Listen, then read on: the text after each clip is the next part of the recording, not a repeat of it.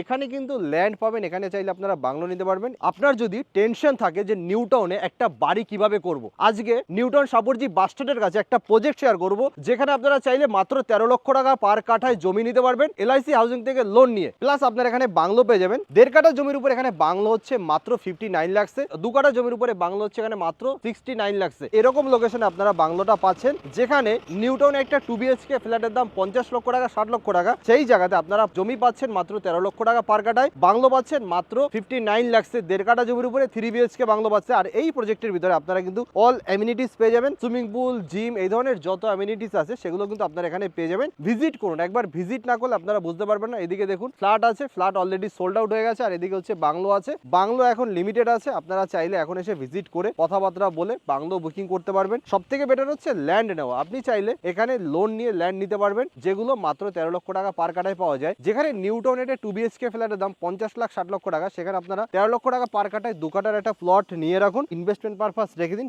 Location হচ্ছে New Town action area 3 Shapoorji bus স্ট্যান্ডের কাছে। নিউ টাউন অ্যাকশন এরিয়া 1 বিশ্ব বাংলা থেকে আসতে সময় লাগে মাত্র 10 থেকে 15 মিনিট। এরকম লোকেশন আপনারা প্রজেক্টটা পাচ্ছেন। সাপুরজি বাস স্ট্যান্ড থেকে হাওড়া যেতে পারবেন 2 ঘন্টার মধ্যে, শিয়ালদা যেতে পারবেন 1 ঘন্টার মধ্যে, এখান থেকে উল্টোডাঙ্গা যাওয়া যায় মাত্র 40 মিনিটে। তো কলকাতার যে কোনো জায়গাতে new town Shapoorji bus stand থেকে যাওয়া আসা করা যায় ইজি ভাবে। আর নিউ টাউন মানে জানেন এখন হিউজ ডেভেলপমেন্ট এরিয়া। এখান থেকে ভিউ দেখাই, জাস্ট একবার দেখে নিন।